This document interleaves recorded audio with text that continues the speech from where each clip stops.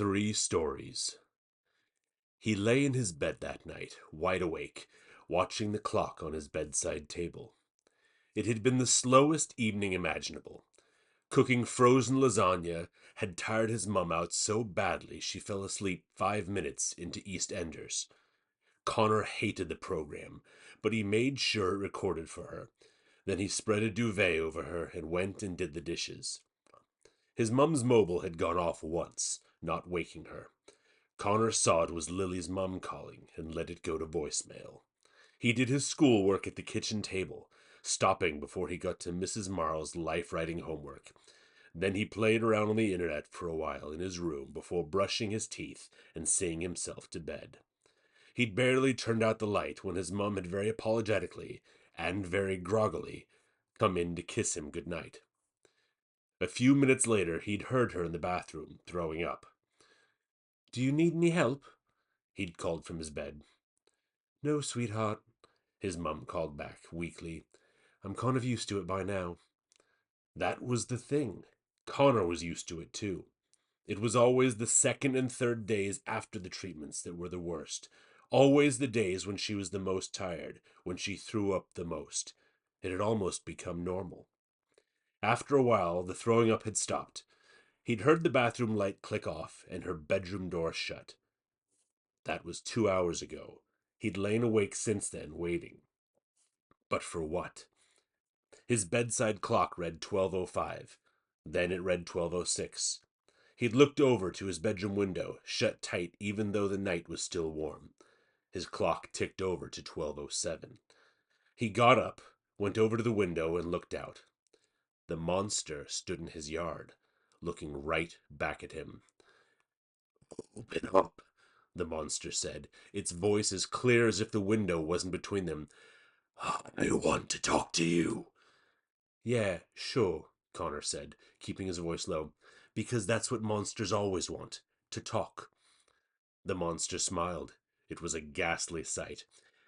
"If I must force my way in," it said, "I will do so happily."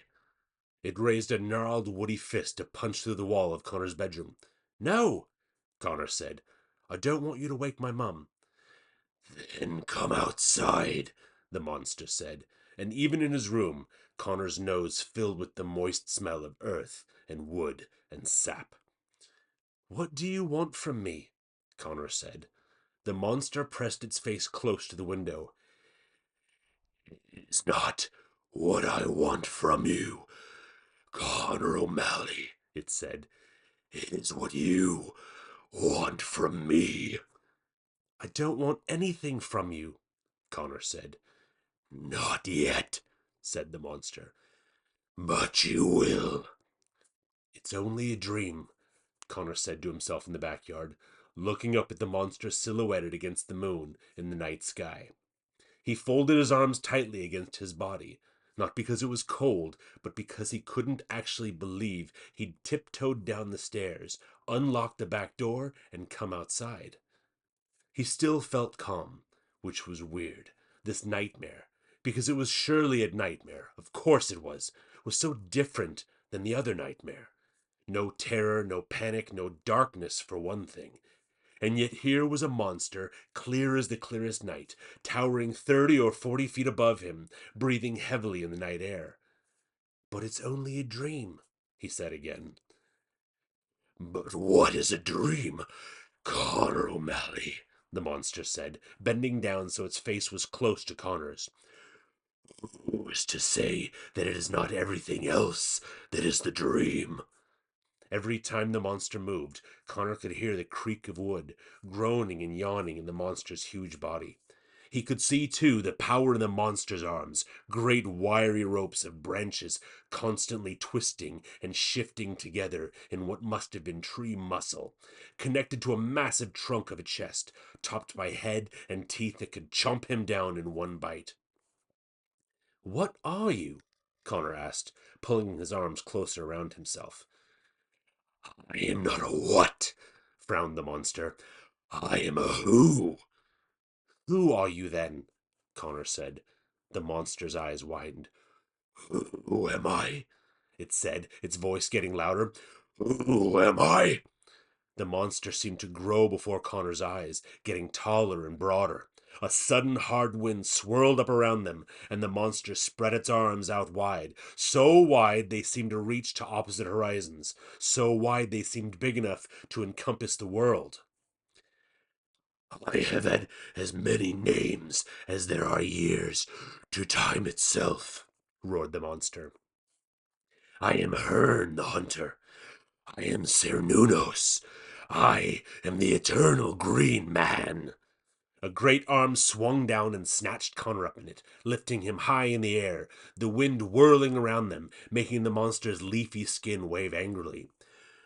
"Who am I?" the monster repeated, still roaring. "I am the spine that the mountains hang upon. I am the tears that the rivers cry. I am the lungs that breathe the wind.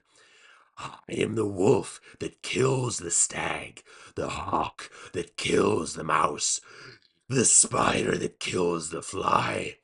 I am the stag, the mouse, and the fly that are eaten. I am the snake of the world, devouring its tail. I am everything untamed and untamable." It brought Connor up close to its eye. "I am this wild earth, come for you, Connor O'Malley." "You look like a tree," Connor said. The monster squeezed him until he cried out. "I do not often come walking, boy," the monster said. "Only for matters of life and death. I expect to be listened to." The monster loosened its grip, and Connor could breathe again. "So what do you want with me?" Connor asked. The monster gave an evil grin. The wind died down and a quiet fell. "At last," said the monster, "to the matter at hand. The reason I have come walking." Connor tensed, suddenly dreading what was coming. "Here is what will happen, Connor O'Malley," the monster continued. "I will come to you again on further nights." Connor felt his stomach clench, like he was preparing for a blow. "And I will tell you 3 stories, 3 tales from when I walked before." Connor blinked, then blinked again. "You're going to tell me stories?" "Indeed," the monster said. "Well," Connor looked around in disbelief. "How is that a nightmare?" "Stories are the wildest things of all," the monster rumbled. "Stories chase and bite and hunt." "That's what teachers always say," Connor said. "No one believes them either." "And when I have finished my 3 stories," the monster said, as if Connor hadn't spoken, "you will tell me a fourth." Connor squirmed in the monster's hand. "I'm no good at stories." "You will tell me a fourth," the monster repeated, "and it will be the truth." "The truth?" "Not just any truth, your truth." "Okay," Connor said. "But you said I'd be scared before the end of all this, and that doesn't sound scary at all." "You know that is not true," the monster said. "You know that your truth, the one that you hide, Connor O'Malley, is the thing you are most afraid of." Connor stopped squirming. It couldn't mean. There was no way it could mean. There was no way it could know that. No, no, he was never going to say what happened in the real nightmare. Never in a million years. "You will tell it," the monster said, "for this is why you called me." Connor grew even more confused. "Called you? I didn't call you." "You will tell me the fourth tale. You will tell me the truth." "And what if I don't?" Connor said. The monster gave an evil grin again. "Then I will eat you alive." And its mouth opened wide, impossibly wide, wide enough to eat the whole world, wide enough to make Connor disappear forever. He sat up in his bed with a shout. His bed. He was back in his bed. Of course it was a dream. Of course it was. Again. He sighed angrily and rubbed his eyes with the heels of his hands. How was he ever going to get any rest if his dreams were going to be this tiring? He'd get himself a drink of water, he thought as he threw back the covers. He'd get up and he'd start this night over again, forgetting all this stupid dream business that made no sense whatsoever. Something squished under his foot. He switched on his lamp. His floor was covered in poisonous red yew tree berries, which had all somehow come in through a closed and locked window.